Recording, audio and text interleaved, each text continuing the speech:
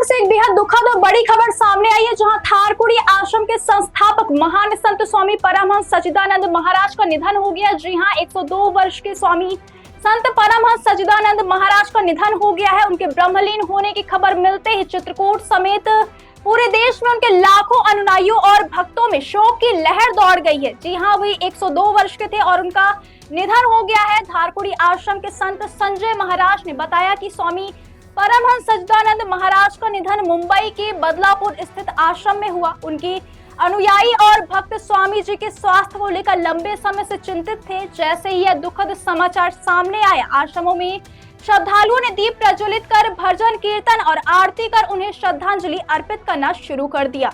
स्वामी जी का पार्थिव शरीर शनिवार शाम तक चित्रकूट लाया जाएगा, जहां रविवार को श्रद्धालुओं को अंतिम दर्शन का अवसर मिलेगा। जी हां, आज उनका 102 वर्ष की उम्र में निधन हो गया। सोमवार को पूरे विधि विधान के साथ उनका अंतिम संस्कार किया जाएगा। इसके लिए प्रशासन और आश्रम समिति पहले से ही तैयारियों में जुटी हुई है। स्वामी परमहंस सच्चिदानंद 102 वर्ष के थे और उनका आज निधन हो गया। इस वक्त की बड़ी खबर हम आपको दे रहे हैं। स्वामी परमहंस सच्चिदानंद महाराज का निधन हो गया है। वे साधना, सेवा और सनातन परंपराओं के संरक्षण के लिए समर्पित थे।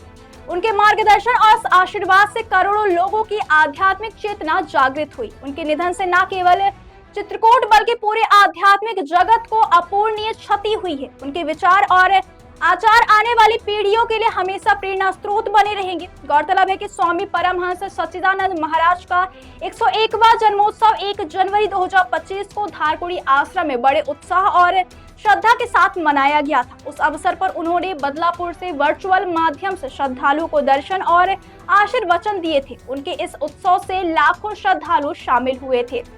स्वामी जी ने 22 नवंबर 1956 को अपने गुरुदेव ब्रह्मलीन स्वामी परमानंद जी के आशीर्वाद से धारकुड़ी क्षेत्र में आश्रम की स्थापना की थी।